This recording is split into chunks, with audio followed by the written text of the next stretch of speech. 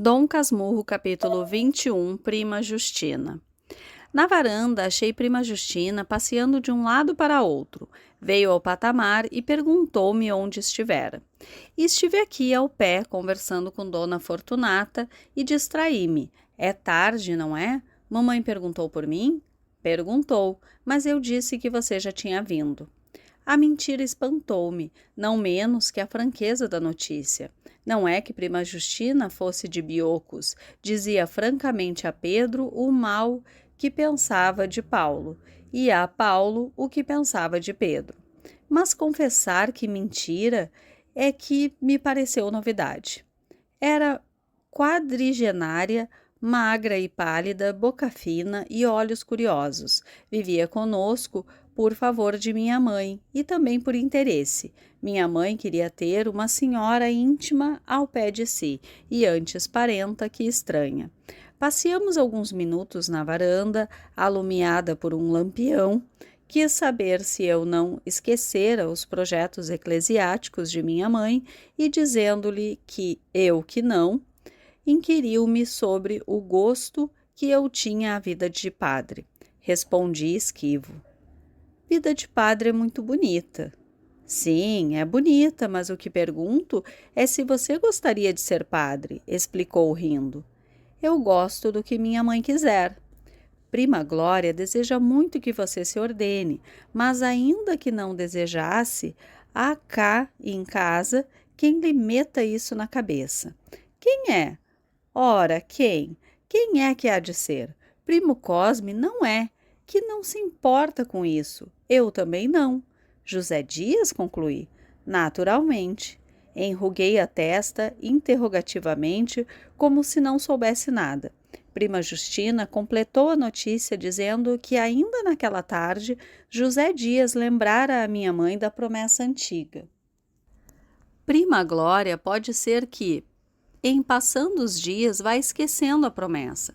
Mas como há de esquecer se uma pessoa estiver sempre nos ouvidos, às que darás, falando do seminário? E os discursos que ele faz, os elogios da igreja, e que a vida de padre é isto e aquilo, tudo com aquelas palavras que só ele conhece e aquela afetação. Note que é só para fazer mal, porque ele é tão religioso como este lampião. Pois é verdade, ainda hoje. Você não se dê por achado. Hoje de tarde falou como você não imagina. Mas falou à toa? Perguntei, a ver se ela contava a denúncia do meu namoro com a vizinha. Não contou. Fez apenas um gesto como indicando que havia outra coisa que não podia dizer. Novamente me recomendou que não me desse por achado e recapitulou todo o mal que pensava de José Dias. E não era pouco. Um intrigante, um bajulador, um especulador e, apesar da casca de polidez, um grosseirão. Eu, passados alguns instantes, disse: Prima Justina, a senhora era capaz de uma coisa? De quê? Era capaz de... Supunha que eu não gostasse de ser padre. A senhora podia pedir à mamãe? Isso não, atalhou prontamente. Prima Glória tem esse negócio firme na cabeça e não há nada no mundo que a faça mudar de resolução, só o tempo. Você ainda era pequenino, já ela contava isso a todas as pessoas da nossa amizade, ou só conhecidas. Lá avivar-lhe a memória, não, que eu não trabalho para a desgraça dos outros, mas também pedir outra coisa, não peço. Se ela me consultasse, bem.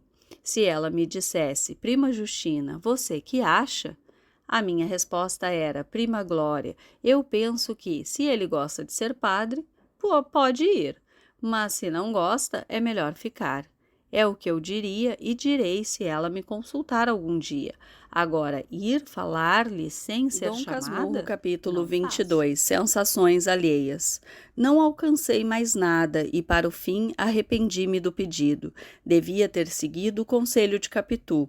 Então, como se quisesse ir para dentro, Prima Justina reteve-me alguns minutos, falando do calor e da próxima festa da Conceição, dos meus velhos oratórios e finalmente de Capitu.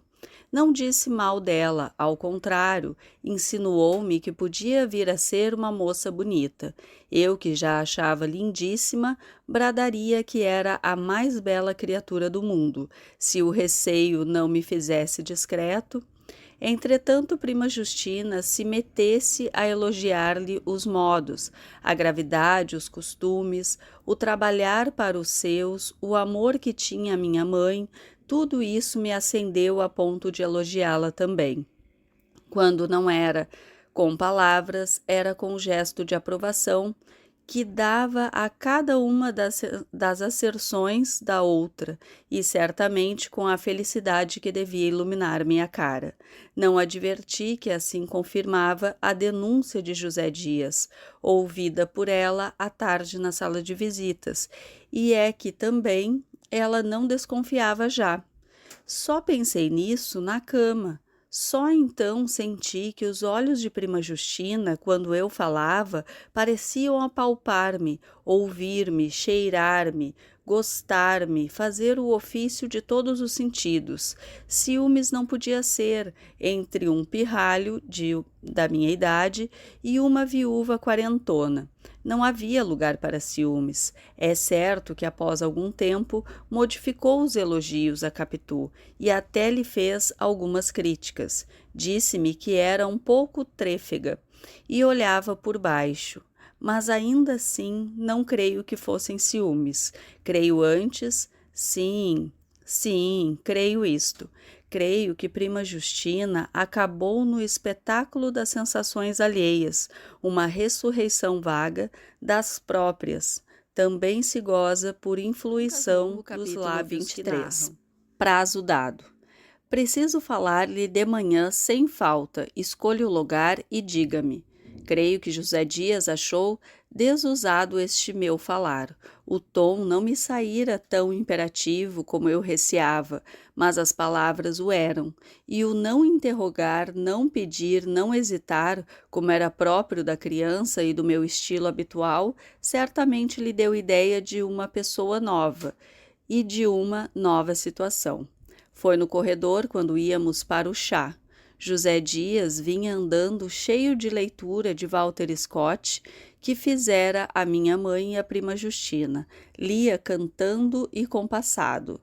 Os castelos e os parques saíam maiores da boca dele. Os lagos tinham mais água, e a abóboda celeste cantava alguns milhares mais de estrelas centelhantes. Nos diálogos alternava o som das vozes, que eram levemente grossas ou finas, conforme o sexo dos interlocutores, e produziam com moderação a ternura e a cólera. Ao despedir-se de mim, na varanda, disse-me ele: amanhã na rua. Tenho umas compras que fazer, você pode ir comigo, pedirei à mamãe. É dia de lição? A lição foi hoje. Perfeitamente, não lhe pergunto o que é. Afirmo desde já que é matéria grave e pura. Sim, senhor, até amanhã. Fez-se tudo o melhor possível. Houve só uma alteração. Minha mãe achou o dia quente e não conseguiu que eu fosse a pé. Entramos no ônibus à porta de casa. Não importa, disse-me José Dias. Podemos apear-nos à porta do passeio 24, de mãe e de servo. José Dias tratava-me com extremos de mãe e atenções de servo. A primeira coisa que consegui logo que comecei a andar fora foi dispensar-me o pajem. Fez-se pajem, ia comigo à rua. Cuidava dos meus arranjos em casa, dos meus livros, dos meus sapatos, da minha higiene e da minha prosódia. Aos 8 anos, os meus plurais careciam alguma vez de desinência exata. Ele a corrigia, muito sério para dar autoridade à lição, meio risonho para obter o perdão da emenda. Ajudava assim o mestre e as primeiras letras. Mais tarde, quando o padre Cabral me ensinava latim, doutrina e história sagrada, ele assistia às lições, fazia reflexões eclesiásticas e no fim perguntava ao padre: não é verdade que o nosso jovem amigo caminha depressa? Chamava-me um prodígio. Dizia a minha mãe ter conhecido outrora meninos muito inteligentes, mas que eu excedia a todos esses, sem contar que para a minha idade possuía já certo número de qualidades morais sólidas. Eu, eu posto, não avaliasse todo o valor deste outro elogio. Gostava do elogio. Capítulo 25, no passeio público. Entramos no passeio público, algumas caras velhas, outras doentes, ou só vadias espalhavam-se melancolicamente no caminho que vai da porta ao terraço. Seguimos o terraço, andando para me dar ânimo, falei do jardim. Há muito tempo que não venho aqui, talvez 1 ano. Perdoe-me, atalhou ele. Não há 3 meses que esteve aqui com o nosso vizinho Pádua, não se lembra? É verdade, mas foi tão de passagem. Ele pediu à sua mãe que o deixasse trazer consigo e ela, que é uma boa como mãe de Deus, consentiu. Mas ouça-me, já que falamos nisto, não é bonito que você ande com o Pádua na rua. Mas eu andei algumas vezes. Quando era mais jovem, era criança, era natural, ele podia passar por criado. Mas você está ficando moço e ele vai tomando confiança. Dona Glória, afinal, não pode gostar disto. A gente, Pádua, não é de todo má. Capitu, apesar daqueles olhos que o diabo lhe deu, você já reparou nos olhos dela? São assim de cigarra oblíqua e dissimulada, pois apesar deles poderia passar se não fosse a vaidade e a ondulação. Oh, a ondulação! Dona Fortunata merece estima e ele não nego que seja honesto. Tem um bom emprego, possui a casa em que mora, mas honestidades e estima não bastam. E as outras qualidades perdem muito de valor com as más companhias em que ele anda. Pádua tem uma tendência para gente reles. Em lhe cheirando a homem chulo, é com ele. Não digo isto por ódio, nem porque ele fale mal de mim e se ria, como se riu há dias dos meus sapatos alcanhados. Perdão, interrompi, suspendendo o passo. Nunca ouvi que falasse mal do Senhor. Pelo contrário, um dia, não há muito tempo, disse ele a um sujeito em minha presença que o Senhor era um homem de capacidade e ele sabia falar como um deputado nas câmeras. José Dias sorriu deliciosamente, mas fez um esforço grande e fechou outra vez o rosto.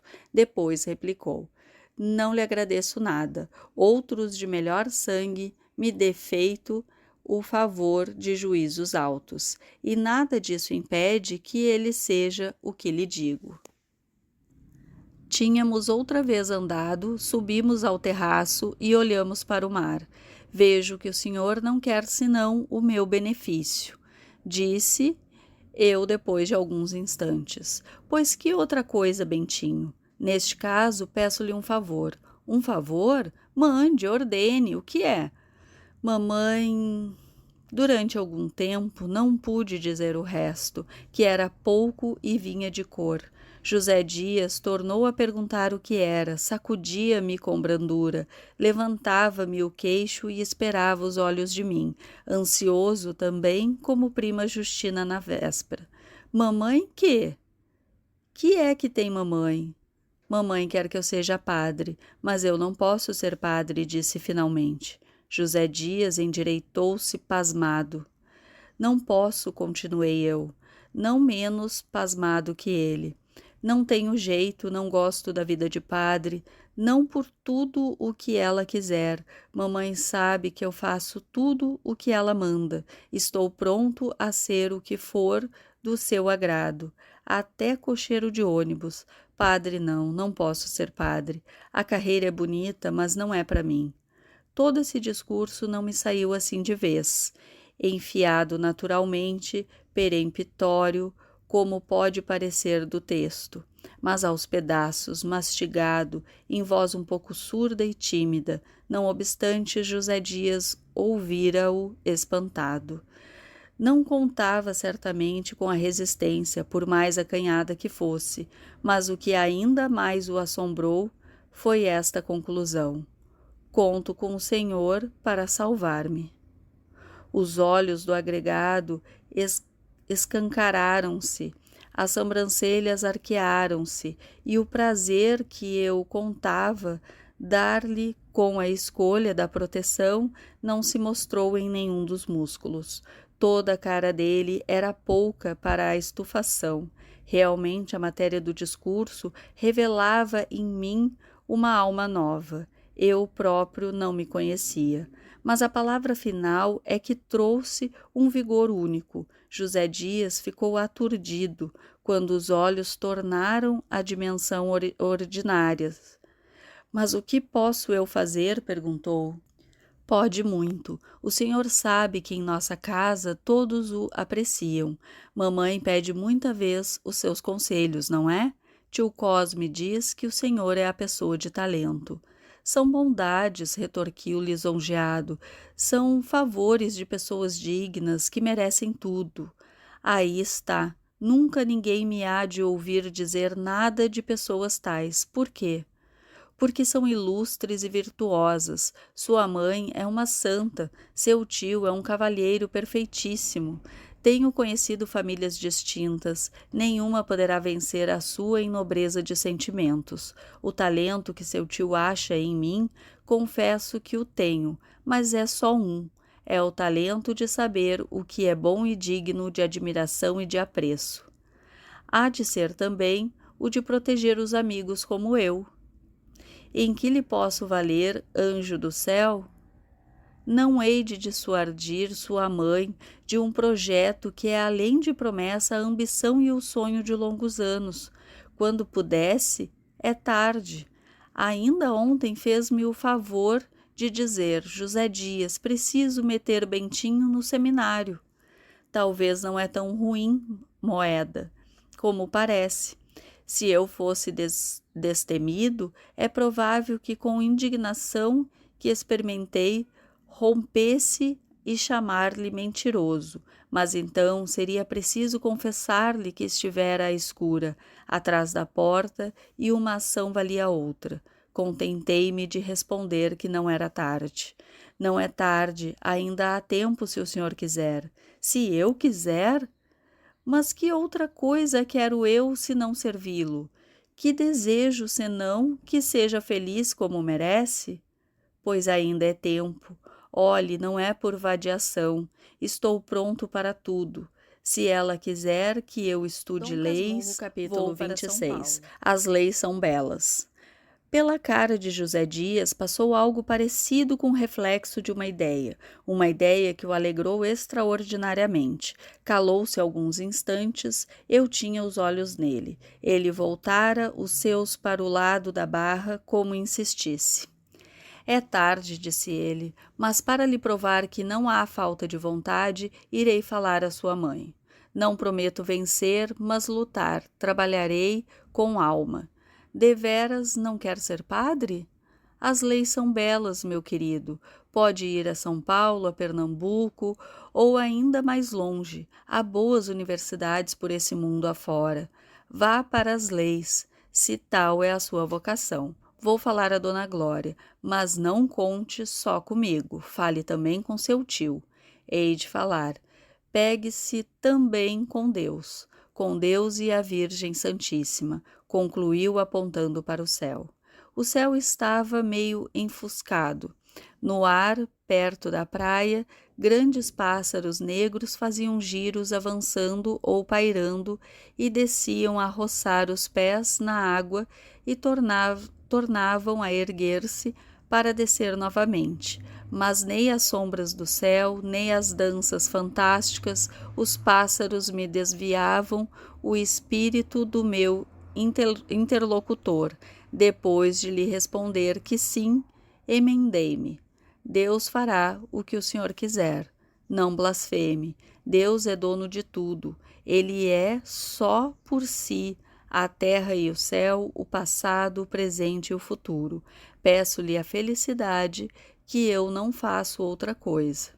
Uma vez que você não pode ser padre e prefere as leis são belas, sem desfazer na teologia, que é melhor que tudo. como a vida eclesiástica e é a mais santa.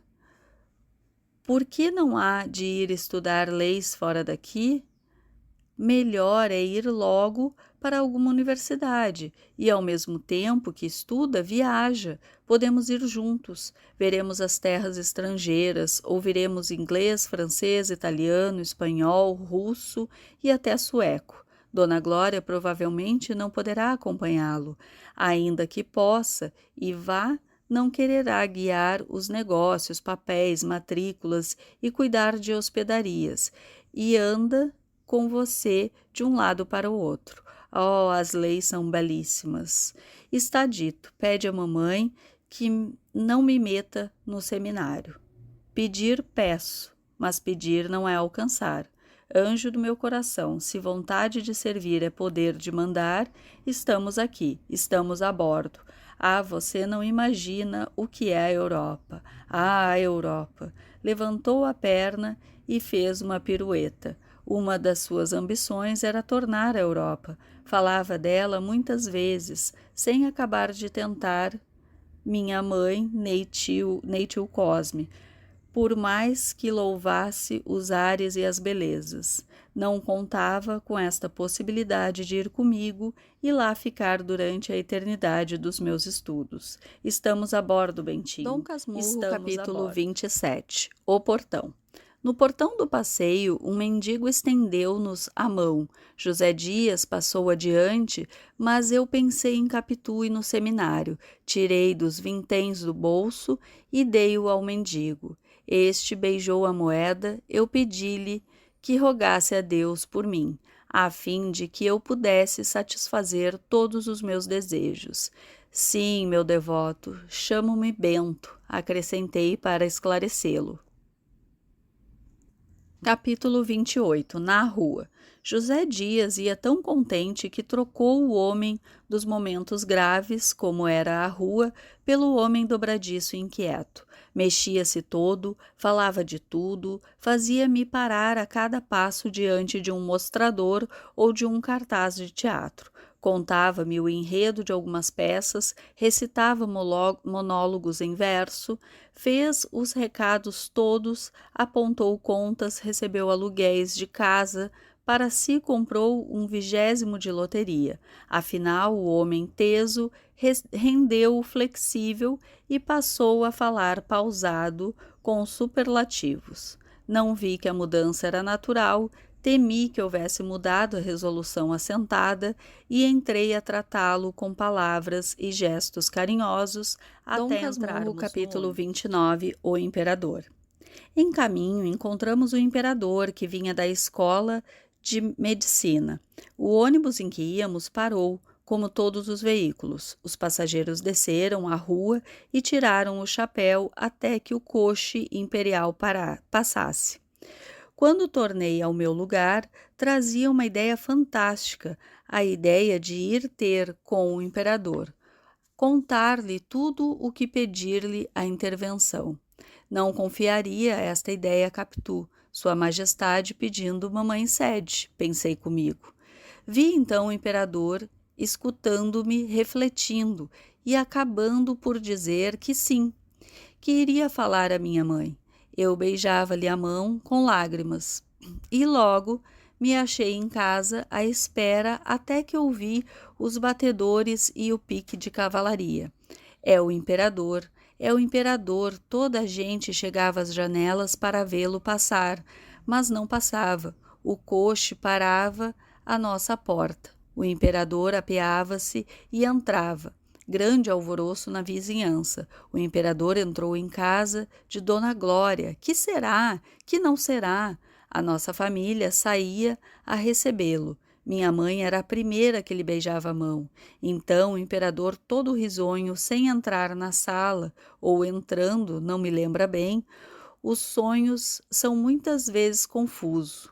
Pedia à minha mãe que não me fizesse padre, e ela, lisonjeada e obediente, prometia que não. A medicina, por que não lhe manda ensinar medicina? Uma vez que é do agrado de Vossa Majestade, mande ensinar-lhe medicina. É uma bonita carreira e nós temos aqui bons professores. Nunca foi a nossa escola? É uma bela escola, já temos médicos de primeira ordem que podem ombrear com os melhores de outras terras. A medicina é uma grande ciência, basta só isso de dar a saúde aos outros, conhecer as moléstias, combatê-las, vencê-las. A senhora mesmo há de ter visto milagres. Seu marido morreu, mas a doença era fatal e ele não tinha cuidado em si. É uma bonita carreira. Mande-o para nossa escola. Faça isso por mim? Você quer, Bentinho? Mamãe querendo. Quero, meu filho, Sua Majestade manda. Então o imperador dava outra vez a mão a beijar e saía acompanhando de todos nós. A rua cheia de gente, as janelas atopetadas, um silêncio de assombro, o imperador entrava no coche, inclinava-se e fazia um gesto de Deus, dizendo ainda: a medicina, a nossa escola. E o coche partia entre invejas e agradecimentos. Tudo isso vi e ouvi. Não é imaginação de Oriosto, não é mais fértil que a das crianças e dos namorados, nem a visão do impossível parecia mais que de um recanto de ônibus. Consolei-me por instantes, digamos minutos, até destruir-se o plano e voltar-me para as caras sem sonho dos meus companheiros. Dom Casmurro, capítulo 30. O Santíssimo. Terás entendido que aquela lembrança do imperador acerca da medicina não era mais que a sugestão da minha pouca vontade de sair do Rio de Janeiro. Os sonhos do acordado são como os outros sonhos. Tecem-se pelo desenho das nossas inclinações e das nossas recordações. Vá que fosse para São Paulo, mas a Europa era muito longe, muito mar e muito tempo. Viva a medicina! Iria contar estas esperanças a Capitu. Parece que vai sair o Santíssimo, disse alguém no ônibus. Ouço um sino. Creio que é o Santo Antônio dos Pobres. Pare, senhor recebedor. O recebedor das passagens puxou a correia que ia ter ao braço do cocheiro. O ônibus parou e o homem desceu. José Dias deu 2 voltas rápidas à cabeça, pegou-me no braço e fez-me descer consigo. Iríamos também acompanhar o Santíssimo. Efetivamente, o sino chamava os fiéis àquele serviço da última hora. Já havia algumas pessoas na sacristia, era a primeira vez que me chamava em momento tão grave. Obedeci, a princípio constrangido, mas logo depois satisfeito, menos pela caridade do serviço que por me dar um ofício de homem. Quando o sacristão começou a distribuir as opas, entrou um sujeito esbaforido. Era o meu vizinho Pádua, que também ia acompanhar o Santíssimo. Deu conosco, veio cumprimentar-nos. José Dias fez um gesto de aborrecido e apenas lhe respondeu com uma palavra seca, olhando para o padre, que lavava as mãos. Depois, como Pádua falasse ao sacristão baixinho, aproximou-se deles. Eu fiz a mesma coisa. Pádua solicitava do sacristão uma das varas do palio. José Dias pediu uma para si. Há só uma disponível, disse o sacristão. Pois essa, disse José Dias. Mas eu tinha pedido primeiro, aventurou Pádua. Pediu primeiro, mas entrou tarde, retorquiu José Dias. Eu já cá estava. Leve uma tocha. Pádua, apesar do medo que tinha ao outro, teimava em querer a vara. Tudo isto em voz baixa e surda. O sacristão achou meio de conciliar a rivalidade, tomando a si obter de um dos outros seguradores do palio que cedesse a vara ao Pádua, conhecido na paróquia como José Dias. Assim fez, mas José Dias transformou ainda esta combinação. Não, uma vez que tínhamos outra vara disponível, pedia-a para mim, jovem seminarista, a quem esta distinção cabia mais diretamente. Pádua ficou pálido como as tochas. Era pôr à prova o coração de um pai. O sacristão, que me conhecia, de me ver ali com minha mãe aos domingos, perguntou de curioso se eu era deveras seminarista. Ainda não, mas vai sê-lo, respondeu José Dias, piscando o olho esquerdo para mim, que apesar do aviso fiquei zangada. Bem, cedo ao nosso Bentinho, suspirou o pai de Capitu. Pela minha parte, quis ceder-lhe a vara. Lembrou-me que ele costumava acompanhar o Santíssimo Sacramento aos moribundos levando uma tocha, mas que a última vez conseguira uma vara do palio. A distinção especial do palio vinha de cobrir o vigário e o sacramento. Para a tocha, qualquer pessoa servia.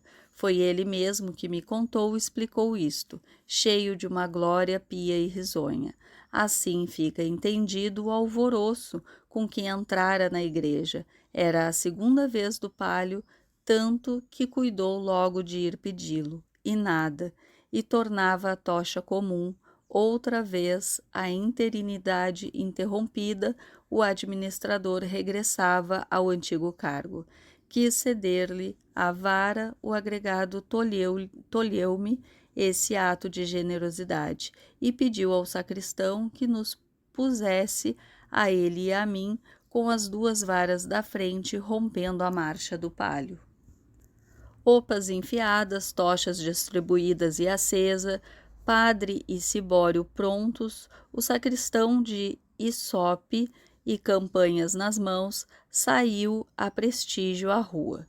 Quando me vi com uma das varas passando pelos fiéis que se ajoelhavam, fiquei comovido. Pádua ruía a tocha amargamente.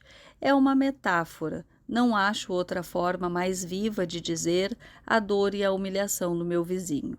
De resto, não pude mirá-lo por muito tempo, nem ao agregado que, paralelamente a mim, erguia a cabeça com o ar de ser ele próprio o Deus dos exercícios.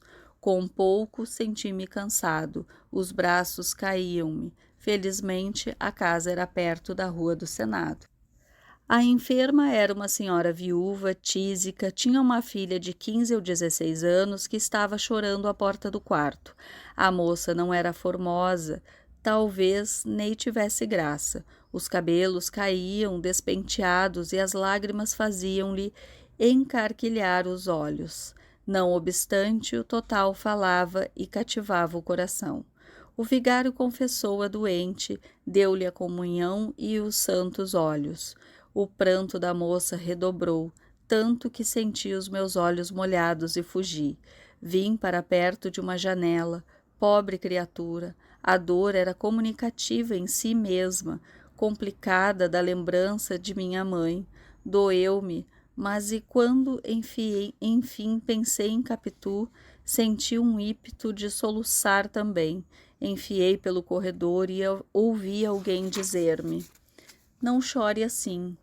A imagem de Capitu ia comigo e a minha imaginação, assim como lhe atribuía lágrimas há pouco, assim lhe encheu a boca de riso. Agora via escrever no muro, falar-me, andar à volta, com os braços no ar, ouvi distintamente o meu nome, de uma doçura que me embriagou, e a voz era dela.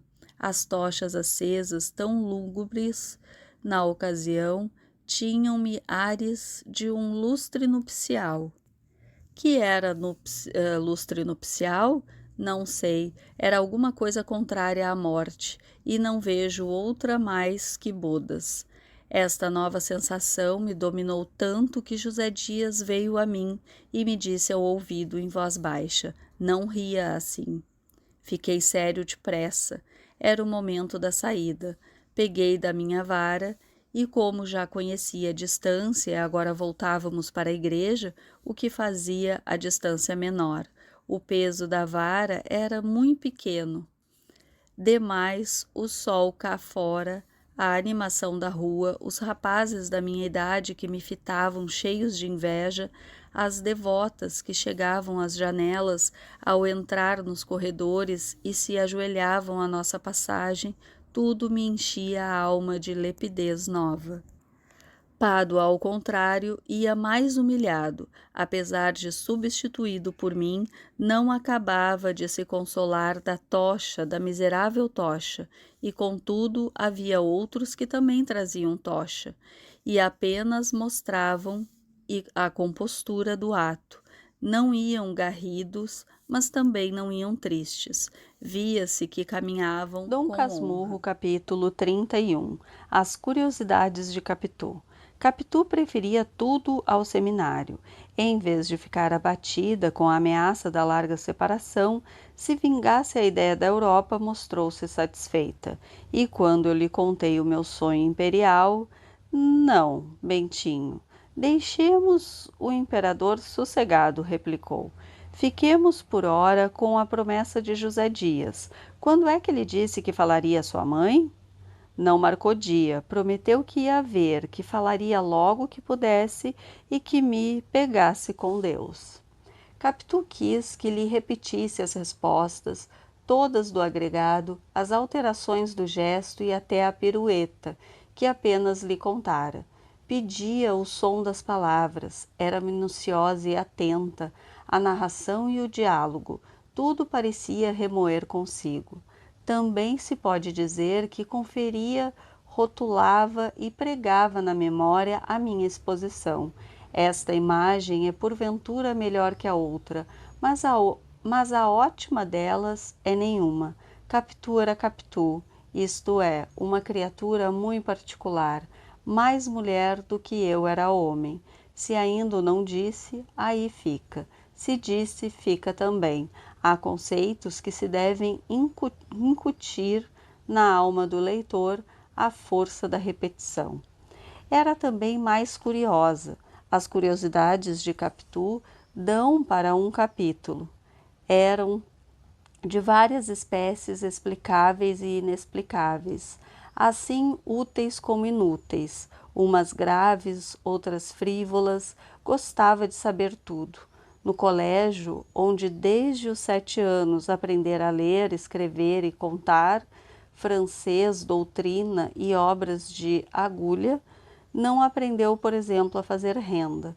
Por isso mesmo quis que prima Justina lhe ensinasse. Se não estudou latim com o padre Cabral, foi porque o padre, depois de lhe propor, gracejando, acabou dizendo que latim não era língua de meninas. Capitu confessou-me um dia que esta razão acendeu nela o desejo de o saber. Em compensação, quis aprender inglês com um velho professor, amigo do pai e parceiro deste ao solo. Mas não foi adiante. Tio Cosme ensinou-lhe gamão. Anda apanhar um capotinho, Capitu, dizia-lhe ele. Capitu obedecia e jogava com facilidade, com atenção, não sei se diga com amor. Um dia fui achá-la desenhando a lápis um retrato, dava os últimos rasgos e pediu-me que esperasse para ver se estava parecido. Era de meu pai, copiado da tela que minha mãe tinha na sala e que ainda agora está comigo. Perfeição não era, ao contrário, os olhos saíram esbugalhados e os cabelos eram pequenos, círculos uns sobre os outros, mas não tendo ela rudimento algum de arte e havendo feito aquilo de memória em poucos minutos, achei que era obra de muito merecimento. Descontai-me a idade e a simpatia. Ainda assim, estou que aprenderia facilmente pintura como aprendeu música mais tarde. Já então namorava o piano da nossa casa, velho traste inútil, apenas de estimação. Lia os nossos romances, folheava os nossos livros de gravuras, querendo saber das ruínas, das pessoas, das campanhas, o nome, a história, o lugar. José Dias dava-lhe essas notícias com certo orgulho de erudito. A erudição deste não avultava muito mais que a sua homeopatia de cantagalo. Um dia Capitu quis saber o que eram as figuras da sala de visitas. O agregado disse-lhe sumariamente, demonstrando-se um pouco mais em César, com exclamações em latim. César, Júlio César, grande homem, Capitu não achava bonito o perfil de César, mas as ações citadas por José Dias davam-lhe gestos de admiração. Ficou muito tempo com a cara virada para ele. Um homem que podia tudo, que fazia tudo. Um homem que dava a uma senhora uma pérola do valor de 6 milhões de sestércios.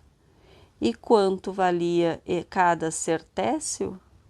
José Dias, não tendo presente o valor de sestércio, respondeu entusiasmado: é o maior homem da história.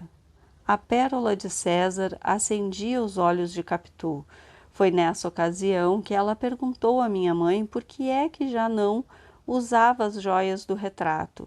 Referia-se aos que estavam na sala, com o de meu pai. Tinha um grande colar, um diadema e brincos. São joias viúvas como eu, Capitu. Quando é que botou estas? Foi pelas festas da coroação. Ah, conte-me as festas da coroação.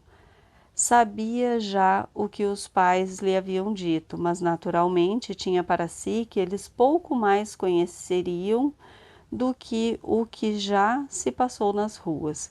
Queria a notícia das tribunas, da capela imperial e dos salões dos bailes. Nascera muito depois daquelas festas célebres. Ouvindo falar várias vezes da maioridade, terminou um dia em saber o que fora este acontecimento. Disseram-lhe e achou que o imperador fizera muito bem em querer subir ao trono aos 15 anos. Tudo era matéria às curiosidades de Capitu. Mobílias antigas, alfaias velhas, costumes, notícias de Itaguaí, a infância e a mocidade de minha mãe, um dito daqui, uma lembrança dali, um adágio Casmurro, da capítulo colar. 32. Olhos de ressaca. Tudo era matéria às curiosidades de Capitu. Caso houve, porém, no qual eu não sei se aprendeu ou ensinou, ou se fez ambas as coisas como eu. É o que contarei no outro capítulo. Neste direi somente que, passados alguns dias do ajuste com o agregado, fui ver a minha amiga. Eram 10 horas da manhã. Dona Fortunata, que estava no quintal, nem esperou que eu lhe perguntasse pela filha. Está na sala penteando o cabelo, disse-me. Vá devagarzinho para lhe pregar um susto. Fui devagar, mas ou o pé ou o espelho traiu-me. Este pode ser que não fosse, era um espelhinho de pataca, perdoai a barateza, comprado a um mascate italiano, moldura tosca, argolinha de latão pendente da parede entre as duas janelas. Se não foi ele, foi o pé, um ou outro. A verdade é que apenas entrei na sala, pente, cabelos, toda ela voou pelos ares, e só lhe ouvi esta pergunta: há alguma coisa? Não há nada, respondi. Vim ver você antes que o padre Cabral chegue para a lição. Como passou a noite? Eu bem. José Dias ainda não falou? Parece que não. Mas então quando fala? Disse-me que hoje ou amanhã pretende tocar no assunto. Não vai logo de pancada. Falará assim por alto e por longe. Um toque. Depois entrará em matéria. Quer primeiro ver se mamãe tem a resolução feita. Que tem, interrompeu Capitu. E se não fosse preciso alguém para vencer, já, e de todo, não se lhe falaria. Eu já nem sei se José Dias poderá influir tanto. Acho que fará tudo, se sentir que você realmente não quer ser padre. Mas poderá alcançar? Ele é atendido. Se, porém, é um inferno isto. Você teime com ele, Bentinho. Teimo hoje mesmo, ele há de falar. Você jura? Juro. Deixe ver os olhos, Capitu. Tinha-me lembrado a definição que José Dias dera deles. Olhos de cigana, oblíqua e dissimulada. Eu não sabia o que era oblíqua, mas dissimulada sabia, e queria ver se poderiam chamar assim. Capitu deixou-se fitar e examinar. Só me perguntava o que era, se nunca os vira. Eu nada achei extraordinário. A cor e a doçura eram minhas conhecidas. A demora da contemplação, creio que lhe deu outra ideia do meu intento. Imaginou que era um pretexto para mirá-los mais de perto, com os meus olhos longos, constantes, enfiados neles, e a isto atribuo que entrassem a ficar crescidos, crescidos e sombrios, com tal expressão que... Retórica dos namorados. Dá-me uma comparação exata e poética para dizer o que foram aqueles olhos de Capitu. Não me acode imagem capaz de dizer, sem quebra da dignidade do estilo, o que eles foram e me fizeram. Os olhos de ressaca? Vá, de ressaca. É o que me dá a ideia daquela afeição nova.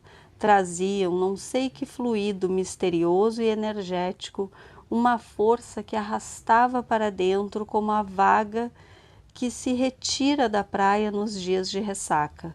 Para não ser arrastado, agarrei-me às outras partes vizinhas, às orelhas, aos braços, aos cabelos espalhados pelos ombros, mas tão depressa buscava as pupilas, a onda que saía delas vinha crescendo, cava e escura, começando a envolver-me, puxar-me e tragar-me. Quantos minutos gastamos naquele jogo? Só os relógios do céu terão marcado este tempo infinito e breve. A eternidade tem as suas pêndulas, nem por não achar acabar nunca deixa de querer saber. A adoração das felicidades e dos suplícios. Há de dobrar o gozo aos bem-aventurados do céu, conhecer a soma dos tormentos que já terão padecido no inferno, os seus inimigos, assim também a quantidade das delícias que terão gozado no céu, os seus desafetos aumentará as dores aos condenados do inferno. Este outro suplício escapou ao divino Dante, mas eu não estou aqui para emendar poetas. Estou para contar que ao cabo de um tempo não marcado, agarrei-me definitivamente aos cabelos de Capitu, mas então com as mãos, e disse-lhe, para dizer alguma coisa, que era capaz de os pentear se quisesse. Você? Eu mesmo. Vai embaraçar-me o cabelo todo, isso sim. Se embaraçar, você desembaraça depois. Dom Casmurro, Vamos capítulo 33, O Penteado. E Capitu deu-me as costas, voltando-se para o espelhinho. Peguei-lhe dos cabelos, colhi-os todos e entrei a alisá-los com o pente desde a testa até as últimas pontas que lhes desciam a cintura. Em pé não dava jeito. Não esqueceste que ela era um nadinha mais alta que eu, mas ainda que fosse da mesma altura, pedi-lhe que se sentasse. Senta aqui, é melhor. Sentou-se. Vamos ver o grande cabeleireiro, disse-me rindo. Continuei a alisar os cabelos com muito cuidado e dividi-os em duas porções iguais para compor as duas tranças. Não as fiz logo, nem assim depressa como podem supor os cabeleireiros de ofício, mas devagar, devagarinho, saboreando pelo tato aqueles fios grossos que eram parte dela. O trabalho era atrapalhado, às vezes por desazo, outras de propósito, para desfazer o feito e refazê-lo. Os dedos roçavam na nuca da pequena ou nas espáduas vestidas de chita, e a sensação era um deleite. Mas, enfim, os cabelos iam acabando. Por mais que eu os quisesse intermináveis, não pedi ao céu que eles fossem tão longos como os da aurora, porque não conhecia ainda esta divindade que os velhos poetas me apresentaram depois. Mas desejei penteá-los por todos os séculos dos séculos, tecer duas tranças que pudessem envolver o infinito por um número inominável de vezes. Se isto vos parecer enfático, desgraçado leitor, é que nunca penteastes uma pequena, nunca pusestes as mãos adolescentes na jovem cabeça de uma ninfa. Uma ninfa? Todo eu estou mitológico. Ainda há pouco, falando dos seus olhos de ressaca, cheguei a escrever Tétis. Risquei Tétis. Risquemos ninfa. Digamos somente uma criatura amada. Palavra que envolve todas as potências cristãs e pagãs. Enfim, acabei as duas tranças. Onde estava a fita para atar-lhe as pontas? Em cima da mesa. Um triste pedaço de fita enxovalhada. Juntei as pontas das tranças, uni-as por um laço, retoquei a obra, alargando aqui, achatando ali, até que exclamei: pronto! Estará bom? Veja no espelho. Em vez de ir ao espelho, que pensais que fez Capitu? Não vos esqueçais que estava sentada de costa para mim. Capitu derreou a cabeça a tal ponto que me foi preciso acudir com as mãos e ampará-la. A espaldar da cadeira era abaixo. Inclinei-me depois sobre ela, rosto a rosto, mas trocados, os olhos de uma na linha da boca do outro. Pedi-lhe que levantasse a cabeça. Podia ficar tonta, machucar o pescoço. Cheguei a dizer-lhe que estava feia, mas nem esta razão a moveu. Levanta, Capitu. Não quis. Levantou a cabeça e ficamos assim a olhar um para o outro, até que ela abrochou os lábios, eu desci os meus e... Grande foi a sensação do beijo. Capitu ergueu-se rápida, eu recuei até a parede com uma espécie de vertigem, sem fala, os olhos escuros. Quando eles me clarearam, vi que Capitu tinha os seus no chão. Não me atrevi a dizer nada, ainda que quisesse, faltava-me língua. Preso, atordoado, não achava gesto nem ímpeto que me descolasse da parede e me tirasse e me atirasse a ela, com 1000 palavras cálidas e mimosas. Não mofes dos meus 15 anos.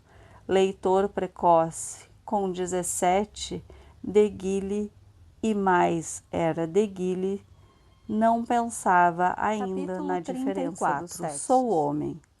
Ouvimos passos no corredor. Era Dona Fortunata. Capitu compôs-se depressa, tão depressa que quando a mãe apontou a porta, ela abanava a cabeça e ria. Nenhum laivo amarelo, nenhuma contração de acanhamento, um riso espontâneo e claro que ela explicou por estas palavras alegres. Mamãe, olhe como este senhor cabeleireiro me penteou. Pediu-me para acabar o penteado e fez isto. Veja que tranças. Que tem? Acudiu a mãe, transbordando de benevolência. Está muito bem. Ninguém dirá que é de pessoa que não sabe pentear. O que, mamãe? E isto? Redarguiu Capitu, desfazendo as tranças. Ora, mamãe. E com um enfadamento gracioso e voluntário, que às vezes tinha, pegou do pente e alisou os cabelos para renovar o penteado. Dona Fortunata chamou-lhe tonta e disse-me que não fizesse caso, não era nada, maluquices da filha. Olhava com ternura para mim e para ela. Depois parece-me que desconfiou. Vendo-me calado, enfiado consigo à parede, achou talvez que houvera entre nós algo mais que penteado e sorriu por dissimulação. Como eu quisesse falar também para disfarçar do meu estado, chamei algumas palavras cá de dentro e elas acudiram de pronto, mas de atropelo, e encheram-me a boca sem poder sair nenhuma. O beijo de Capitu fechava-me os lábios, uma exclamação, um simples artigo, por mais que investissem com força, não logravam romper de dentro, e todas as palavras recolheram-se ao coração murmurando: eis aqui um que não fará grande correria no mundo, por menos que as emoções o dominem. Assim, apanhados pela mãe, éramos dois e contrários. ela encobrindo com a palavra o que eu publicava pelo silêncio.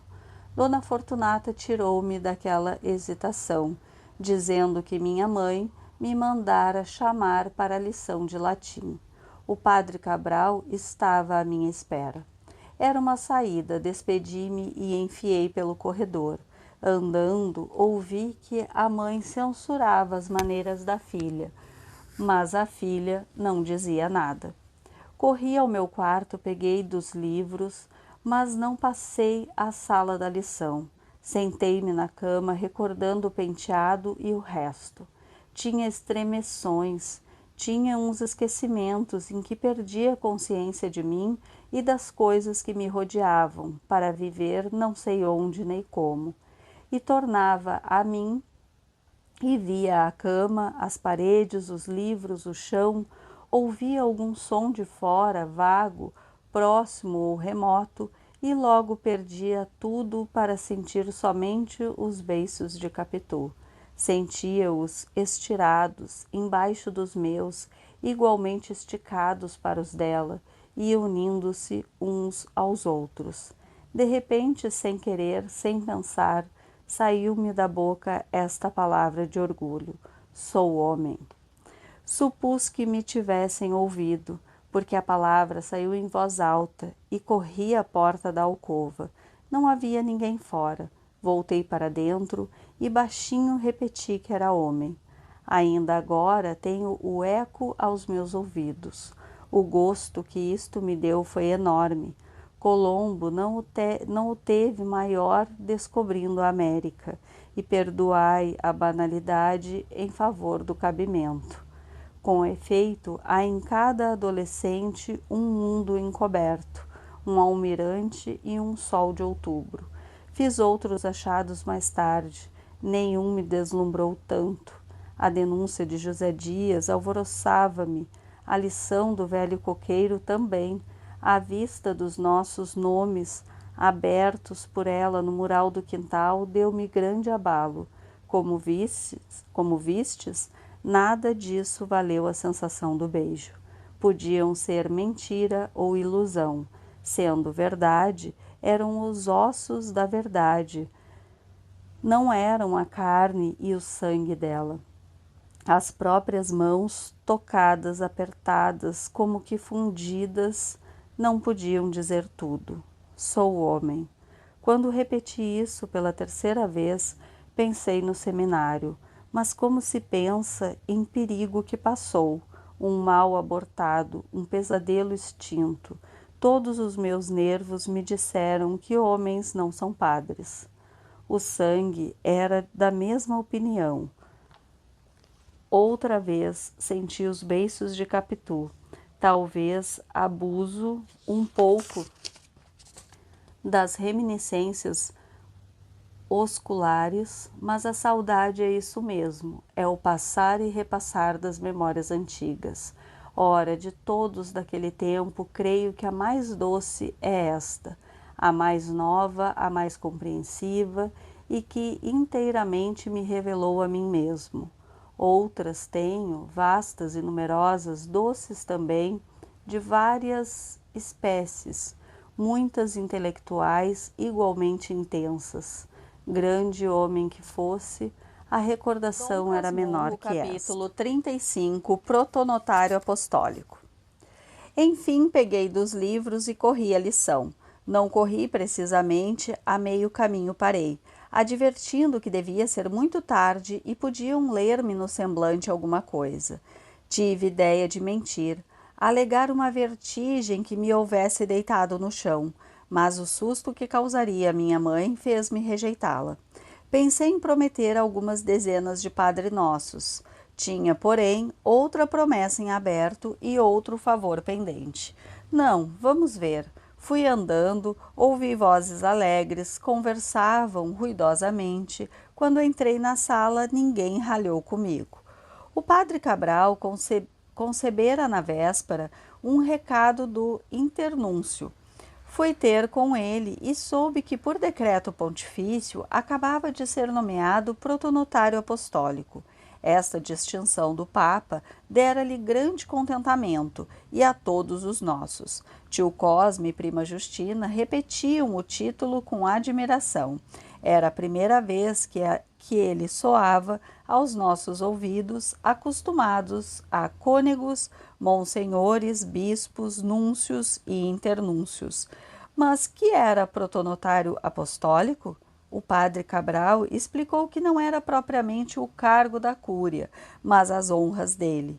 Tio Cosme viu alçar-se no parceiro de Voltaire e repetia: protonotário apostólico, e voltando-se para mim: prepara-te, Bentinho, tu podes vir a ser protonotário apostólico. Cabral ouvia com gosto e repetição do título. Estava em pé, dava alguns passos, sorria ou tamborilava na tampa da boceta. O tamanho do título, como que lhe dobrava a magnificência, posto que, para ligá-lo ao nome, era demasiado comprido, esta segunda reflexão foi tio Cosme que a fez. Padre Cabral acudiu que não era preciso dizê-lo todo, bastava que lhe chamassem o protonotário Cabral. Subentendia-se apostólico. Protonotário Cabral. Sim, tem razão, protonotário Cabral. Mas, senhor protonotário, acudiu prima Justina, para se ir acostumando ao uso do título. Isto o obriga a ir a Roma? Não, dona Justina. Não, são só as honras, observou minha mãe. Agora, não se impede, disse Cabral, que continuava a refletir, não impede que nos casos de maior formalidade, atos públicos, cartas de cerimônia e etc., se empregue o título inteiro, protonotário apostólico. No uso comum, basta protonotório. Justamente, assentiram todos. José Dias, que entrou pouco depois de mim, aplaudia a distinção e recordou, a propósito, os primeiros atos políticos de Pio IX. Grandes esperanças da Itália, mas ninguém pegou do assunto. O principal da hora era do lugar, era o velho mestre de latim. Eu, voltando a mim do recreio, entendi que devia cumprimentá-lo também, e este aplauso não lhe foi menos ao coração que os outros. Bateu-me na bochecha paternalmente e acabou dando-me férias. Era muita felicidade para uma só hora. Um beijo de férias. Creio que meu rosto disse isso mesmo, porque tio Cosme sacudiu a barriga, chamou-me Peralta. Mas José Dias corrigiu a alegria. Não tem que festejar a vadiação. O latim sempre lhe há de ser preciso, ainda que não venha a ser padre. Conheci aqui o meu homem. Era a primeira palavra, a semente lançada à terra, assim de passagem, como para acostumar os ouvidos da família. Minha mãe sorriu para mim, cheia de amor e de tristeza, mas respondeu logo: há de ser padre, e padre bonito. Não esqueça, mana Glória, o protonotário também, protonotário apostólico. O protonotário Santiago, acrescentou Cabral. Se a intenção do meu mestre de latim era ir acostumando ao uso do título com o nome, não sei bem. O que sei é que quando ouvi o meu nome ligado a tal título, deu-me vontade de dizer um desaforo.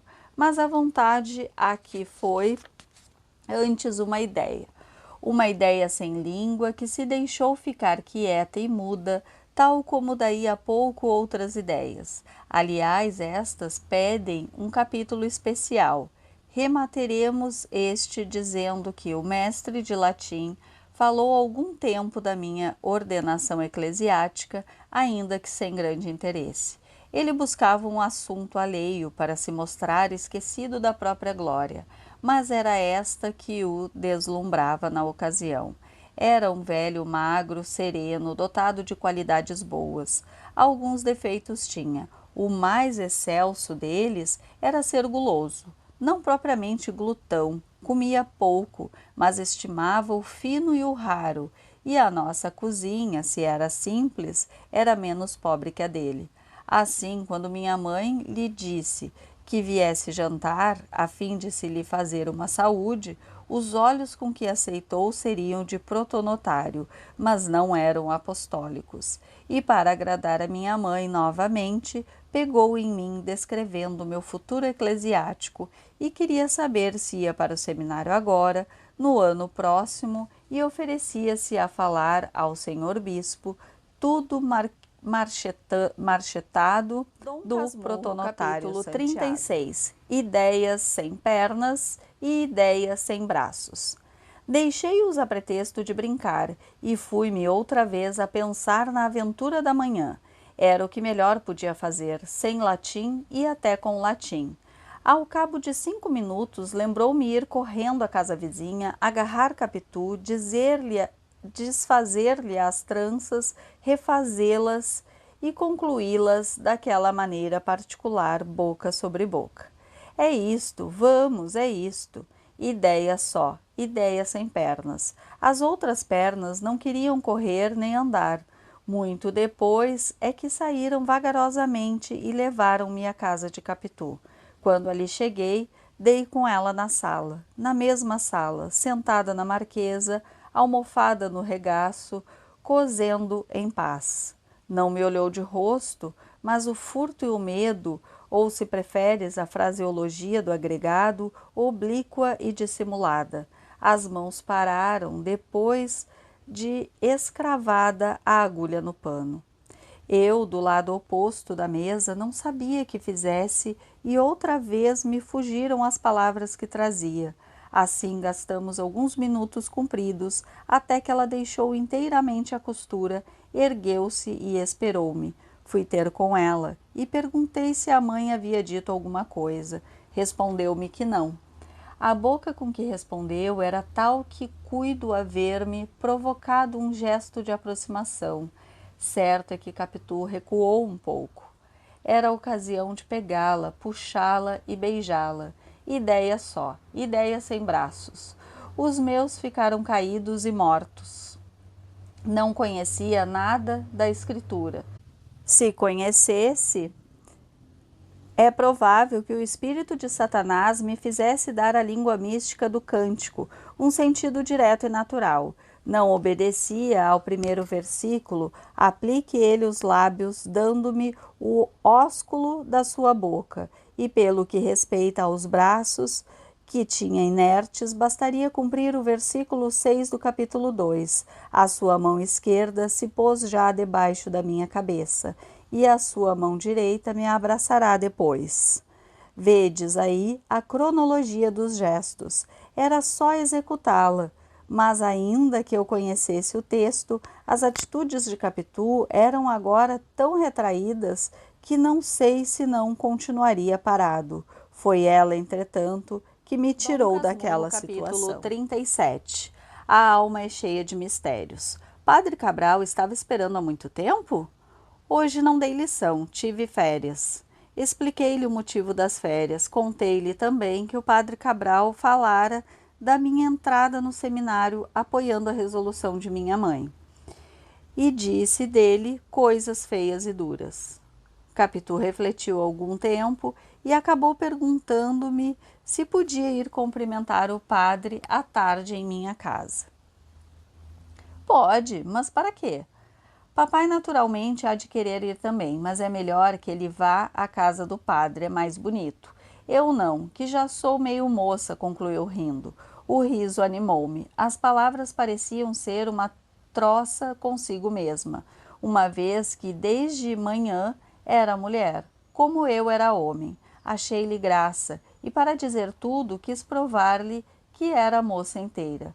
Peguei-lhe levemente na mão direita, depois na esquerda, e fiquei assim pasmado e trêmulo.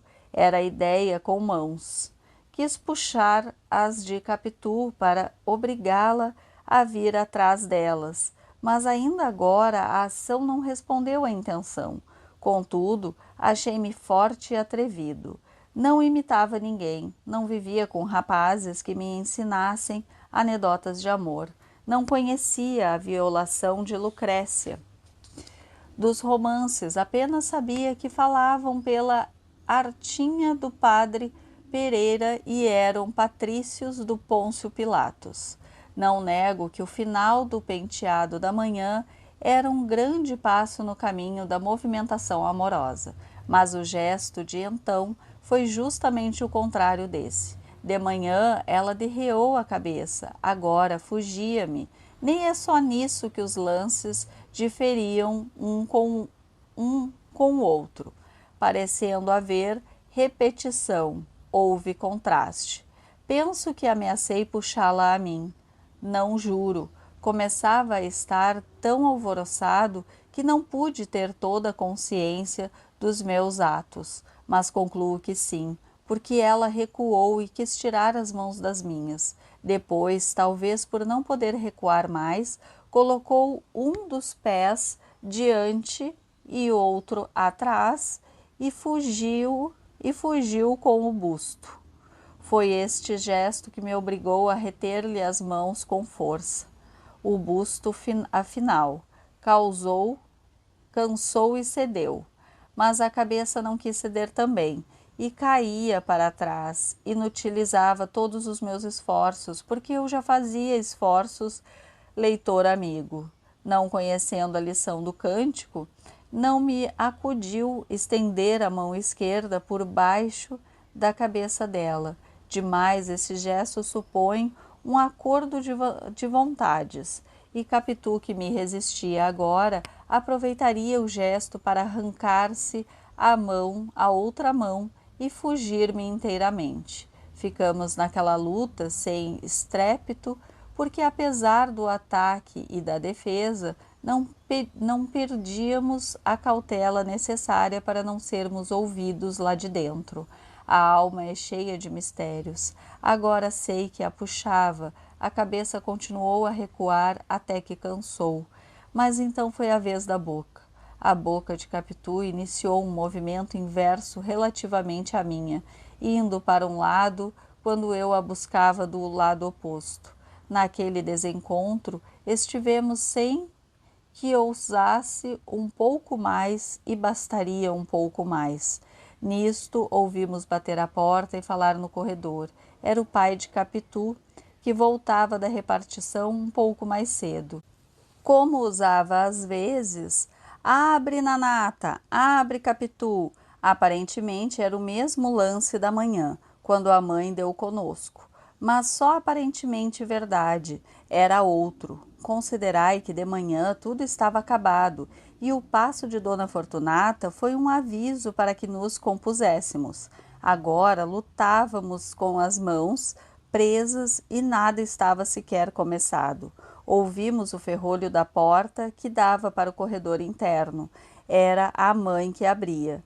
Eu, uma vez que confuso, confesso tudo, digo aqui que não tive tempo de soltar as mãos da minha amiga. Pensei nisso, cheguei a tentá-lo, mas Capitu, antes que o pai acabasse de entrar, fez um gesto inesperado, pousou a boca na minha boca e deu de vontade, o que estava a recusar à força. Repito, a alma é cheia de mistérios. Dom Casmurro, capítulo 38. Que susto, meu Deus! Quando Pádua, vindo pelo interior, entrou na sala de visitas, Capitu em pé, de costas para mim, inclinada sobre a costura, como a recolhê-la, perguntava em voz alta: Mas, Bentinho, que é protonotário apostólico? Ora, vivam! Exclamou o pai. Que susto, meu Deus!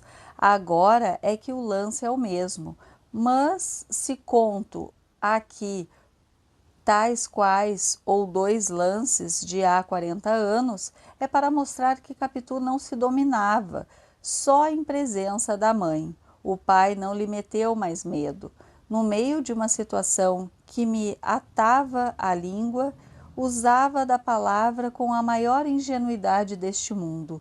A minha persuasão é que coração não lhe batia mais nem menos. Alegrou o susto e deu à cara um ar meio confiado. Mas eu, que sabia tudo, vi que era mentira e fiquei com inveja. Foi logo falar ao pai, que apertou a minha mão e quis saber por que a filha falava em protonotário apostólico. Capitu repetiu-lhe o que ouvira de mim e opinou logo que o pai devia ir cumprimentar o padre em casa dele, ele iria à minha. E colegiando os petrechos da costura, enfiou pelo corredor, bradando infantilmente: Mamãe, jantar, papai chegou. Capítulo 39. A vocação. Padre Cabral estava naquela primeira hora das honras em que as mínimas congratulações valem por odes. Tempo chega em que os dignificados recebem os louvores como um triunfo usual, cara morta, sem agradecimentos.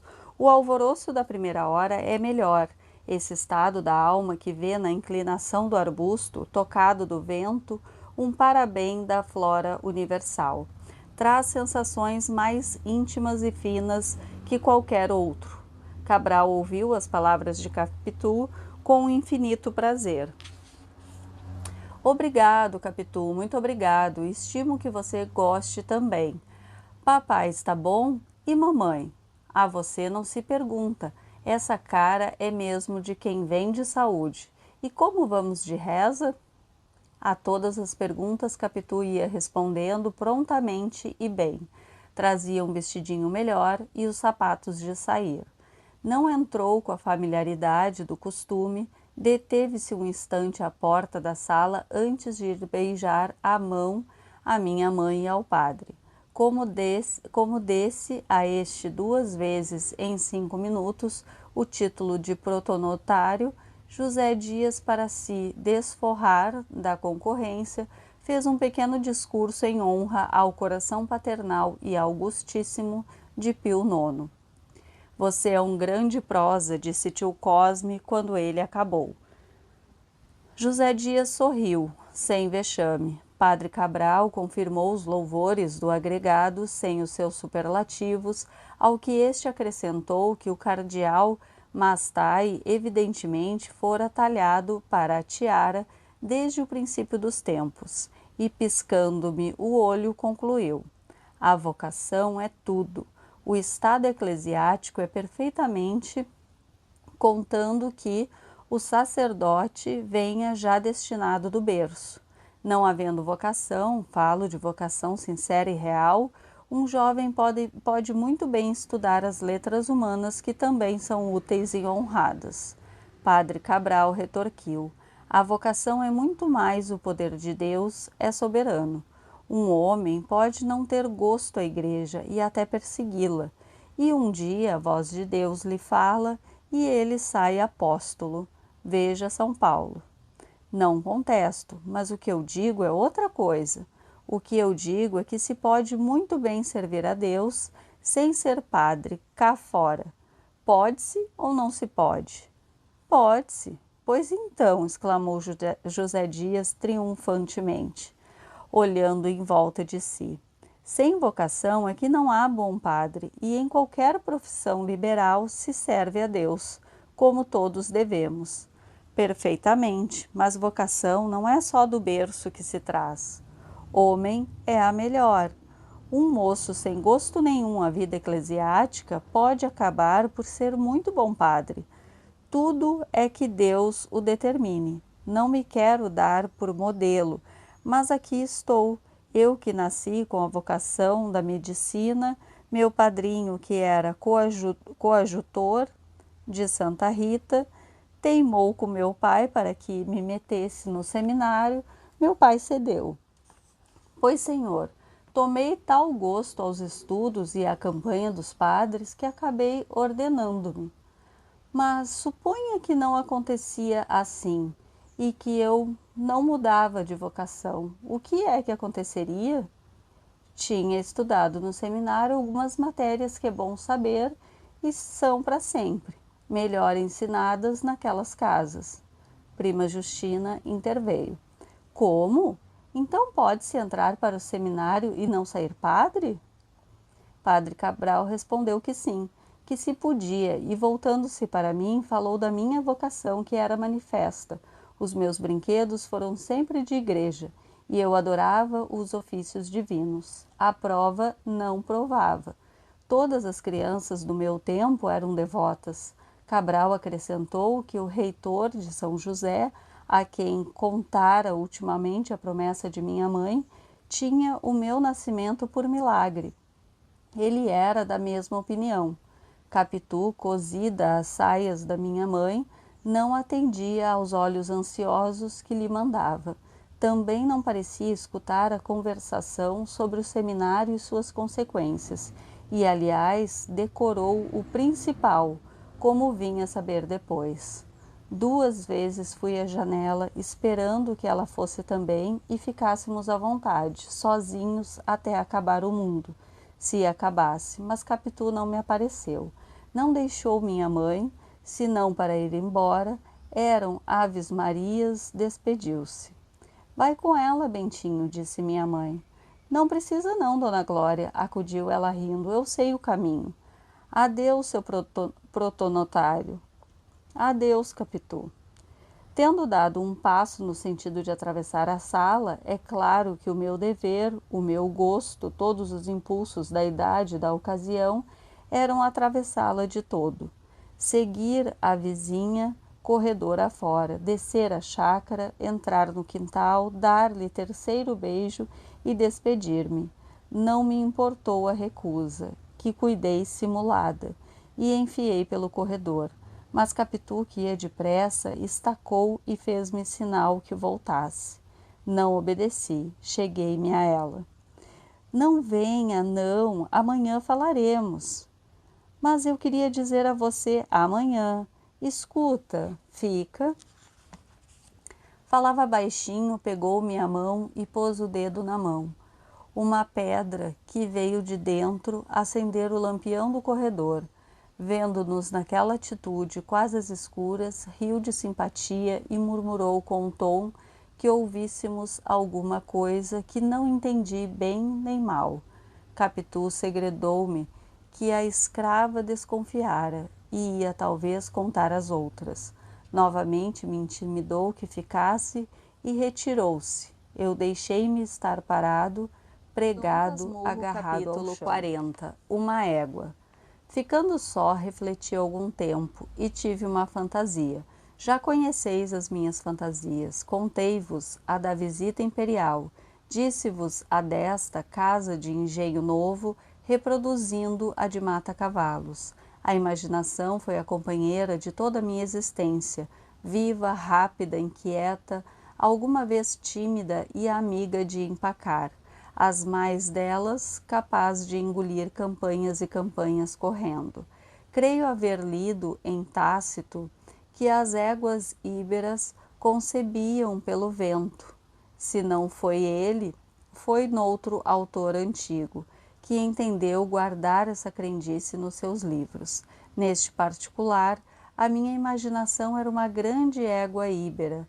A menor brisa lhe dava um porto, que saía logo o cavalo de Alexandre. Mas deixemos metáforas atrevidas e impróprias dos meus 15 anos. Digamos o caso simplesmente. A fantasia daquela hora foi confessar à minha mãe os meus amores, que lhe dizer que não tinha vocação eclesiástica. A conversa sobre vocação tornava-me agora toda inteira, e ao passo que me assustava, abria-me uma porta de saída. Sim, é isto, pensei. Vou dizer à mamãe que não tenho vocação e confesso o nosso namoro. Se ela duvidar, conto-lhe o que se passou outro dia, o penteado e o capítulo 41, a audiência secreta. O resto fez-se ficar mais algum tempo no corredor pensando. Vi entrar o Dr. João da Costa e preparou-se logo o voltarete do costume. Minha mãe saiu da sala e, dando comigo, perguntou se acompanhara a Capitu. Não, senhora, ela foi só. E quase investindo para ela, mamãe, eu queria lhe dizer uma coisa. Que é? Toda assustada, quis saber o que é que me doía, se a cabeça, se o peito, se o estômago, e apalpava-me a testa para ver se tinha febre. Não tenho nada não, senhora. Mas então o que é? É uma coisa, mamãe, me escute, olhe, é melhor depois do chá. Logo, não é nada mal, mamãe astuça-se por tudo, não é coisa de cuidado. Não é moléstia? Não, senhora. É isso, é volta de constipação. Disfarças para não tomar suadouro, mas tu estás constipado, conhece-se pela voz. Tentei rir para mostrar que não tinha nada, nem por isso permitiu adiar a confidência. Pegou em mim, levou-me ao quarto dela, acendeu vela e ordenou-me que lhe dissesse tudo. Então eu perguntei-lhe para participar quando é que ia para o seminário.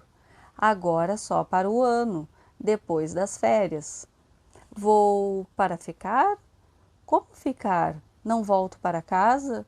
Voltas aos sábados e pelas férias. É melhor. Quando te ordenes padre, vens morar comigo. Enxuguei os olhos e o nariz, ela afagou-me e depois quis repreender-me, mas creio que a voz lhe tremia e pareceu-me que tinha os olhos úmidos. Disse-lhe que também sentia nossa separação. Negou que fosse separação. Era só alguma ausência por causa dos estudos. Só os primeiros dias. Em pouco tempo, eu me acostumaria aos companheiros e aos mestres e acabaria gostando de viver com eles. Eu só gosto de mamãe.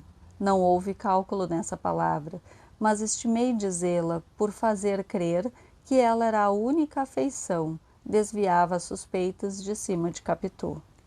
Quantas intenções viciosas há assim que embarcam a meio caminho, numa frase inocente e pura, chega a fazer suspeitar que a mentira é muita vez tão involuntária como a transpiração. Por outro lado, leitor amigo, nota que eu queria desviar as suspeitas de cima de Capitu, quando havia chamado minha mãe justamente para confirmá-las, mas as contradições são deste mundo. A verdade é que minha mãe era cândida, como a primeira aurora, anterior ao primeiro pecado, nem por simples intuição era capaz de deduzir uma coisa de outra, isto é, não concluiria de minha repentina oposição que eu andasse em segredinhos com Capitu, como lhe dissera José Dias. Calou-se durante alguns instantes, depois replicou-me, sem imposição nem autoridade, o que me veio animado à resistência. Daí a falar-lhe na vocação que se discutira naquela tarde e que eu confessei não sentir em mim. Mas tu gostas tanto de ser padre, disse ela. Não te lembras que até pedias para ir ver sair os seminaristas de São José com as suas batinas? Em casa, quando José Dias te chamava reverendíssimo, tu rias como tanto gosto. Como é que agora... Não creio, não, Bentinho. E depois, vocação? Mas a vocação vem com o costume, continuou repetindo as reflexões que ouvira ao meu professor de latim. Como eu buscasse contestá-la, repreendeu-me sem aspereza, mas com alguma força, e eu tornei ao filho submisso que era. Depois ainda falou gravemente e longamente sobre a promessa que fizera. Não me disse as circunstâncias nem a ocasião, nem os motivos dela, coisas que só vinha a saber mais tarde. Afirmou o principal, isto é, que a havia de cumprir em pagamento a Deus. Nosso Senhor me acudiu salvando a tua existência. Não lhe hei de mentir nem faltar. Bentinho, são coisas que não se fazem sem pecado. A Deus, que é grande e poderoso, não me deixaria assim. Não, Bentinho, eu sei que seria castigada e bem castigada. Ser padre é bom e santo. Você conhece muitos como o padre Cabral, que vive tão feliz com a irmã, um tio, também foi padre e escapou de ser bispo. Dizem, deixa a manha, Bentinho. Creio que os olhos que lhe deitei foram tão queixosos que ela emendou logo a palavra manha não. Não podia ser manha, sabia muito bem que eu era amigo dela, e não seria capaz de fingir um sentimento que não tivesse. Moleza é o que queria dizer, que me deixasse de moleza, que me fizesse homem e obedecesse ao que cumpria, em benefício dela e para o bem da minha alma. Todas essas coisas e outras foram ditas um pouco atropeladamente, e a voz não lhe saía clara, mas velada e esganada.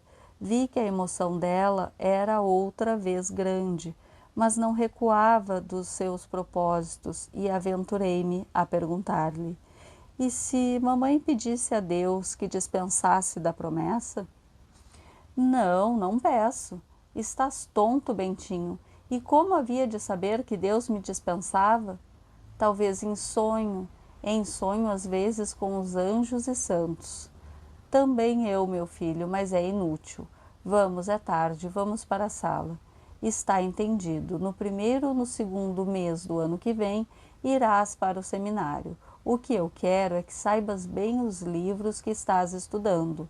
É bonito, não só para ti, para o padre Cabral. No seminário há interesse em te conhecer, porque o padre Cabral fala de ti com entusiasmo. Caminhou para a porta, saímos ambos.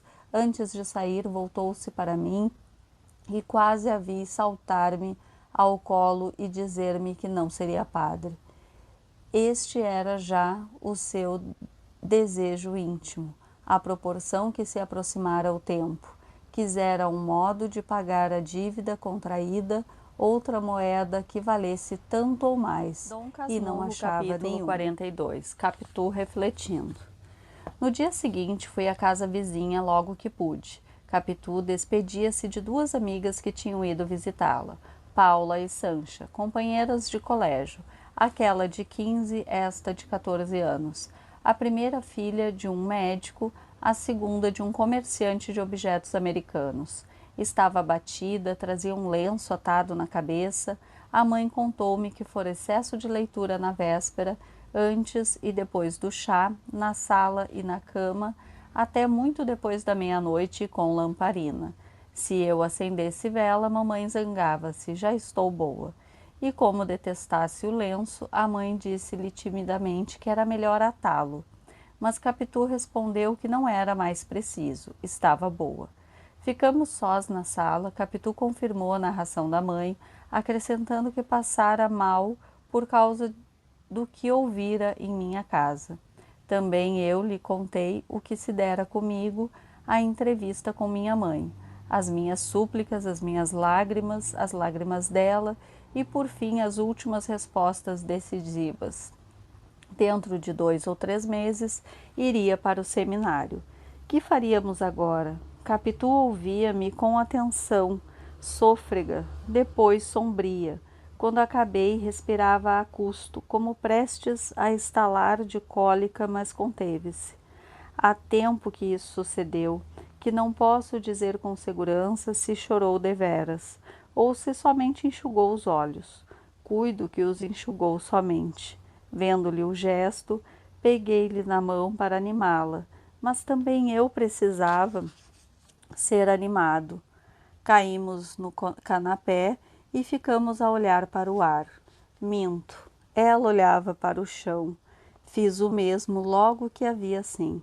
Mas eu creio que Capitu olhava para dentro de si mesmo, enquanto eu olhava deveras o chão, o ruído das fendas, 2 moscas andando e um pé de cadeira lascado. Era pouco, mas distraía-me de aflição. Quando tornei a olhar para Capitu, vi que não se mexia e fiquei com tal medo que a sacudi brandamente. Capitu tornou cá para fora e pediu-me que outra vez lhe contasse o que se passara com a minha mãe. Satisfiz-la, atenuando o texto desta vez, para não amorfiná-la. Não me chames dissimulado, chama-me compassivo. É certo que receava perder Capitu, se lhe morresse as esperanças todas, mas doía-me vê-la padecer. Agora a verdade última, a verdade das verdades, é que já me arrependia de haver falado à minha mãe, antes de qualquer trabalho efetivo por parte de José Dias. Examinando bem, não quisera ter ouvido um desengano que eu reputava certo, ainda que demorado. Capitu refletia. 43. Você tem medo? De repente, cessando a reflexão, fitou em mim os olhos de ressaca e perguntou-me se tinha medo. Medo? Sim, pergunto se você tem medo. Medo de quê? Medo de apanhar, de ser preso, de brigar, de andar, de trabalhar. Não entendi se ela me tem dito simplesmente vamos embora. Pode ser que eu obedecesse ou não. Em todo caso, entenderia. Mas aquela pergunta, assim vaga e solta, não pude atinar o que era. Mas não entendo, de apanhar? Sim, apanhar de quem? Quem é que me dá pancada? Capitu fez um gesto de impaciência, os olhos de ressaca não se mexiam e pareciam crescer. Sem saber de mim e não querendo interrogá-la novamente, entrei a cogitar duende me viram pancadas. E por quê? E também por que é que seria preso? E quem é que me havia de prender? Valha-me Deus, vi de imaginação e aljube, uma casa escura e infecta. Também vi a Presiganga, o quartel dos bordonos e a casa de correção. Todas essas belas instituições sociais me envolviam no meu mistério sem que os olhos de ressaca de Capitu deixassem de crescer para mim, a tal ponto que as fizeram esquecer de todo. O erro de Capitu foi não deixá-los crescer infinitamente, antes diminuir até as dimensões normais e dar-lhes o movimento do costume. Capitu tornou ao que era, disse-me que estava brincando, não precisava afligir-me, e com um gesto cheio de graça, bateu-me na cara sorrindo e disse, medroso, eu? Mas não é nada, Bentinho, pois quem é que há de dar pancada ou prender você? Desculpe que eu hoje estou meio maluca, quero brincar e... Não, Capitu, você não está brincando. Nesta ocasião, nenhum de nós tem vontade de brincar. Tem razão, foi só maluquice. Até logo. Como até logo? Está me voltando a dor de cabeça. Vou botar uma rodela de limão nas fontes. Fez o que disse e atou o lenço outra vez na testa. Em seguida, apanhou-me ao quintal para se despedir de mim, mas ainda aí nos detivemos por alguns minutos, sentados sobre a borda do poço. Ventava, o céu estava coberto. Capitu falou novamente de nossa separação como de um fato certo e definitivo, por mais que eu, receoso disso mesmo, buscasse agora razões para animá-la. Capitu, quando não falava, riscava no chão com um pedaço de taquara, narizes e perfis. Desde que se metera a desenhar, era uma das suas diversões, tudo o que lhe servia de papel e lápis, como me lembrassem os nossos nomes abertos por ela no muro. Quis fazer o mesmo no chão e pedi-lhe a taquara. Não me ouviu ou não me atendeu. 44. O primeiro filho. Dê cá, deixe escrever uma coisa. Capitu olhou para mim, mas de um modo que me fez lembrar a definição de José Dias, oblíquo e dissimulado. Levantou o olhar sem levantar os olhos. A voz um tanto sumida perguntou-me: diga-me uma coisa, mas fale a verdade, não quero disfarce. Há de responder com o coração na mão. Diga. Se você tivesse de escolher entre mim e sua mãe, a quem é que escolheria? Eu? Fez-me sinal que sim. Eu escolheria, mas para que escolher? Mamãe não é capaz de me perguntar isso. Pois sim, mas eu pergunto. Supunha que você, que está no seminário, recebe a notícia de que eu vou morrer. Não diga isso. Ou que me mato de saudade se você não vier logo, e sua mãe não quiser que você venha. Diga-me, você vem? Venho. Contra a ordem da sua mãe? Contra a ordem de mamãe. Você deixa o seminário, deixa sua mãe, deixa tudo para me ver morrer? Não fale em morrer, Capitu. Capitu teve um risinho descorado e incrédulo, e com a taquara escreveu uma palavra no chão. Inclinei-me e li: mentiroso. Era tão estranho tudo aquilo que não achei resposta. Não atinava com a razão do escrito, como não atinava com a do falado. Se me acudisse ali uma injúria grande ou pequena, é possível que a escrevesse também com a mesma taquara, mas não me lembrava nada, tinha a cabeça vazia. Ao mesmo tempo, tornei-me de receio de que alguém nos pudesse ouvir ou ler. Quem, se éramos sós? Dona Fortunata? Chegara uma vez à porta da casa, mas entrou logo depois. A solidão era completa. Lembra-me de que umas 2 andorinhas passaram por cima do quintal e foram para os lados do morro de Santa Teresa. Ninguém mais ao longe. Vozes vagas e confusas. Na rua, um tropel de bestas. Do lado da casa, o chiliar dos passarinhos do Pádua. Nada mais, ou somente este fenômeno curioso que o nome escrito por ela não só me espiava no chão com gesto escarninho, mas até me pareceu que repercutia no ar. Tive então uma ideia ruim. Disse-lhe que, afinal de contas, a vida de padre não era má, e eu podia aceitá-la sem grande pena. Como desforço, era pueril, mas eu sentia a secreta esperança de vê-la atirar-se a mim, lavada em lágrimas. Capitu limitou-se a regalar muito os olhos e acabou por dizer: Padre é bom, não há dúvidas, melhor que padre só cônego, por causa das meias roxas. O roxo é cor muito bonita, pensando bem, é melhor cônego.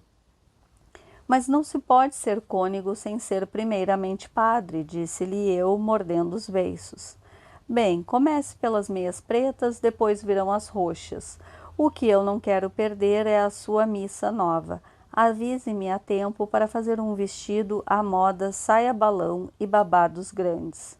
Mas talvez nesse tempo a moda seja outra. A igreja há de ser grande. Carmo ou São Francisco ou Candelária, Candelária também. Qualquer serve, conquanto que eu ouça a missa nova. Hei de fazer um figurão. Muita gente há de perguntar: quem é aquela moça faceira que ali está com o vestido tão bonito? Aquela é Dona Capitolina, uma moça que morou na rua Mata-Cavalos. Que morou? Você vai mudar-se? Quem sabe onde é que há de morar amanhã? Disse ela com um tom leve de melancolia, mas tornando logo ao sarcasmo. E você no altar, metido na alva, com a capa de ouro por cima, cantando. Ah, como eu sinto não ser o poeta romântico para dizer que isso era um duelo de ironias. Contaria os meus botes e os dela, a graça de um e a prontidão de outro, e o sangue correndo, e o furor na alma, até ao meu golpe final, que foi este. Pois sim, Capitu, você ouvirá a minha nova missa, mas com uma condição. Ao que ela respondeu: Vossa Reverendíssima pode falar? Promete uma coisa. Que é? Diga se promete. Não sabendo o que é, não prometo. A falar a verdade são 2 coisas. Continuei eu, por haver-me acudido outra ideia. 2? Diga quais são. A primeira é que só há de confessar comigo para eu lhe dar a penitência ou a absolvição. A segunda é que a primeira está prometida, disse ela, vendo-me hesitar, e acrescentou que esperava a segunda. Palavra que me custou e antes não me chegasse a sair da boca, não ouviria o que ouvi e não escreveria aqui uma coisa que vai talvez achar incrédulos. A segunda, sim, é que promete que seja eu o padre que case você? Que me case? Disse ela um tanto comovida. Logo depois fez descair os lábios e abanou a cabeça.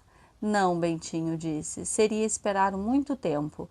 Você não vai ser padre já amanhã, leva muitos anos. Olhe, prometo outra coisa, prometo que há de batizar o meu primeiro filho.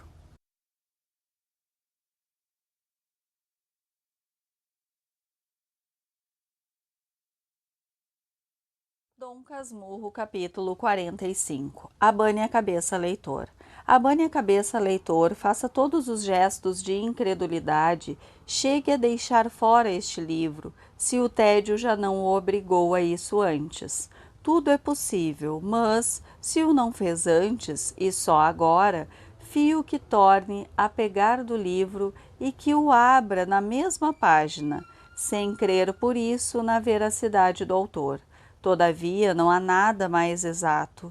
Foi assim mesmo que Capitu falou. Com tais palavras e maneiras, falou do primeiro filho como se fosse a primeira boneca.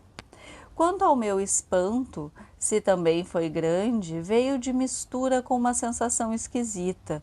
Percorreu-me um fluido, aquela ameaça de um primeiro filho, o primeiro filho de Capitu, o casamento dela com outro, portanto, a separação absoluta, a pedra, a aniquilação, tudo isso produzia um tal feito que não achei palavra nem gesto. Fiquei estúpido. Capitu sorria. Eu via o primeiro filho brincando no chão.